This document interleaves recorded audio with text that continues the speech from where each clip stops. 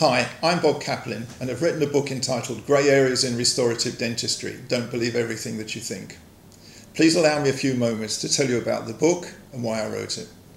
I've been a general dental practitioner and teacher of oral surgery and restorative dentistry for over 35 years, and I'm acutely aware of how difficult it can be to draw up a care plan for a patient, especially when you have to take into account what it is that the patient wants, what it is that the patient expects, and what it is that the patient actually needs.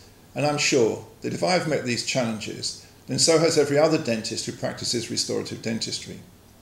These are situations for which there are no right or wrong answers, no correct or incorrect treatments, and only time will tell if our decisions were valid or not. Because every patient is unique, and generally speaking there aren't clear guidelines, the solutions to their problems are unlikely to be clear-cut or black and white, but fall into the category of grey areas. For us as dentists, this means that we have to make value judgments. We have to weigh up carefully and balance the risks of any treatment that we propose against the possible benefits. I'm quite sure that good judgment comes from experience, and much experience comes from bad judgment. I wonder, have you ever thought of dentistry as an art as well as a science? You know, there isn't a probe that we can put on a tooth that will tell us what to do.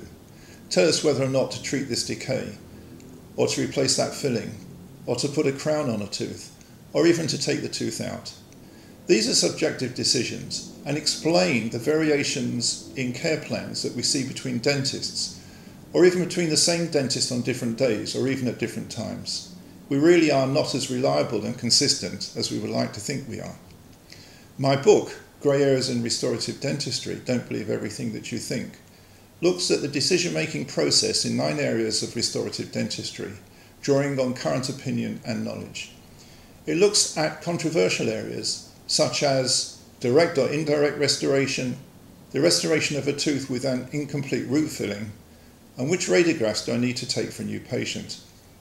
The intention is to encourage you to become reflective practitioners, to think when treating patients about important questions such as what am I doing, why am I doing this, where am I going, and whose interests are being served. This is not a book of what to do or how to do it, but a book of why. At the end of each chapter, you will find clinical scenarios. These require you to engage in the decision-making process and to reflect on why you might choose a particular solution to the problems presented. I hope you're up for the challenge. And just as importantly, I hope you enjoy the book. Thanks for listening.